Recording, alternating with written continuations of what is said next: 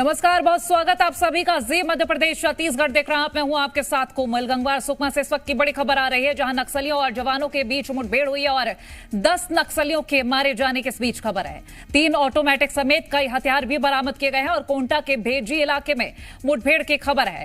जवानों के हाथ ये बड़ी सफलता लगी है, जहां लाल आतंक पर लगातार प्रहार जारी है। लगातार नक्सलवाद को खत्म करने की ओर कदम बढ़ रहे हैं। इसी बीच ये मुठभेड़ हुई है, जहां जवानों ने 10 नक्सलियों को ढेर किया है और ये खबर सामने आई है। 3 ऑटोमेटिक समेत कई हथियार भी बरामद किए हैं। साथ ही आपको बता दें, ये मुठभेड़ कोंटा के भेजी इलाके में हुई है।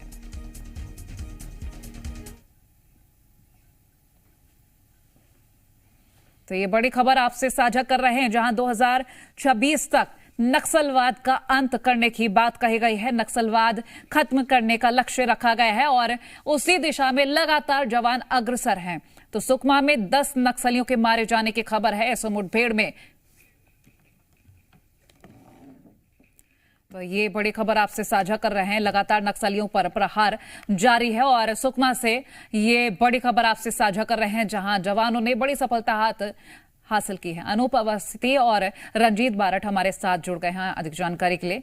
पहले रंजीत, आप अपडेट दीजिएगा, क्योंकि मुठभेड़ हुई है और ऐसे में ये बताया जा रहा है कि 10 नक्सलियों को मार गिराया गया है। जी निश्चित, एक बड़ी सफलता यहाँ पर आज सुरक्षा बलों को हाथ लगी, जिसमें 10 नक्सलियों के मारे जाने की खबर है। साथ ही जो अत्याधुनिक हथियार है, ऑटोमेटिक वेपन, वहां पे भी मौके से यहाँ पर सुरक्षा बलों ने बरामद किया है। आपको बताना चाहूंगा, सूचना मिली थी कि जो भेजी इलाका है, जो नक्सलियों का कोर इलाका माना जाता रहा है हमेशा से, वहां पे नक्सलियों की बड़ी संख्या में मौजूदगी की खबर थी।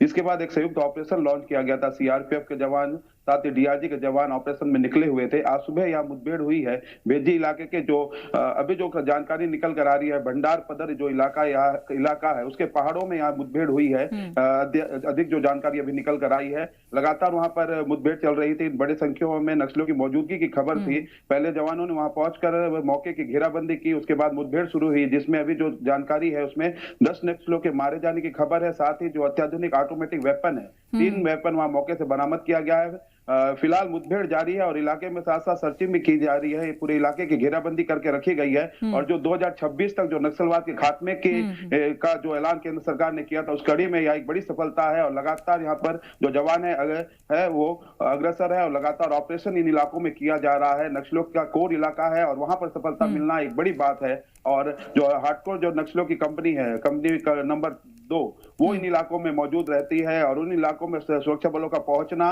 और इलाके की घेरेबंदी करके यहाँ पे मुठभेड़ में सफलता हासिल करना एक बड़ी सफलता है। और 10 नक्सलियों के मारे जाने की खबर है। साथ ही 3 आधुनिक ऑटोमेटिक वेपन भी यहाँ पर बरामद किया गया है। चलिए, आप बने रहिए हमारे साथ।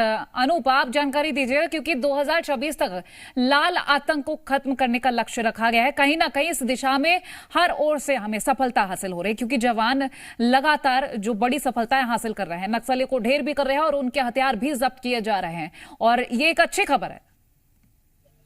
बिल्कुल कोमल, अभी जो हमें जानकारी मिल रही है, इसकी पुष्टि कर दी है डीआईजी कमलोचन कश्यप ने। मेरी उनसे बात हुई है फोन पर। उन्होंने ये बताया है कि मुठभेड़ हुई है और बड़ी संख्या में नक्सलियों को मार गिराया गया है। जब हमने संख्या पूछा तो उन्होंने कहा है कि ये जो संख्या है 10 के आसपास हो सकती है। चूंकि इस इलाके में सर्चिंग जारी है, तो हो सकता है एक बड़ा आंकड़ा एक बार और निकल के आए फोर्स के लिए। एक बात और समझनी बेहद जरूरी है कोमल, बुधवार को ऑपरेशन लॉन्च किया गया था।